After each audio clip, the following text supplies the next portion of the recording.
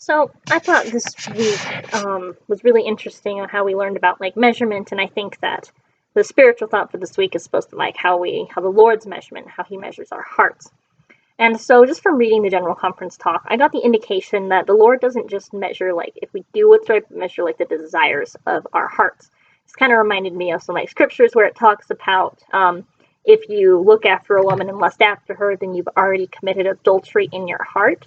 Because the Lord doesn't just look on actions; He looks on what we're thinking about, what we really want, and that's why we're taught, to keep our intentions and our thoughts pure.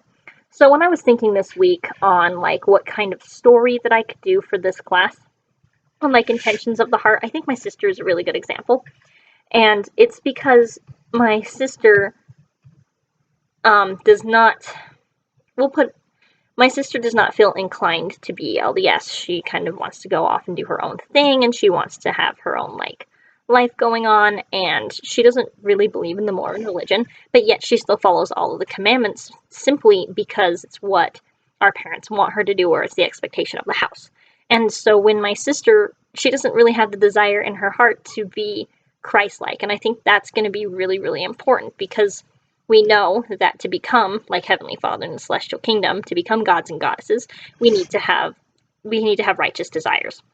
And simply because she does not have that desire, although she's following all the actions appropriately, she's not going to be able to make it to that level. And I think that applies to like a lot of people, in the world. More often than not, we see people who inner desires reflect the desires of their hearts.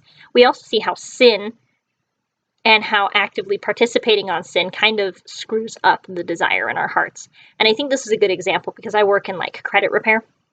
And so I talk to a lot of people on a daily basis who struggle with their credit, and it's because of their life choices generally that kind of took them further away from their goals. So like we have a lot of people who are homeless, live out on the streets because of drug abuse and stuff, and they're trying to recover and other things, and their credit is just totally horribly ruined. And we look at those people, and then they say to us, "Oh, I want to get into a home in the next year." Well, you can't. Like, that's the desire of their heart. They want to get into a home. But you can't get into that home unless you go and, fix up that credit and fix up your lifestyle.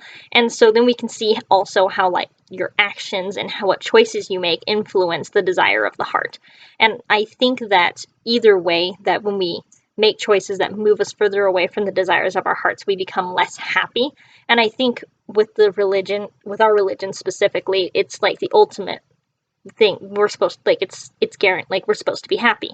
Not like we're saying we're not going to have trials or sadnesses either, but we're going to end up being happy in the end. And I think that people can, with the desires of their hearts, move away or towards that just based on their actions and what they're doing. And I think that the root of it becomes the desire of our hearts and following and acting on that desire and adjusting it if necessary. So that's kind of like my life thing. Sorry it went over 3 minutes, but there we go.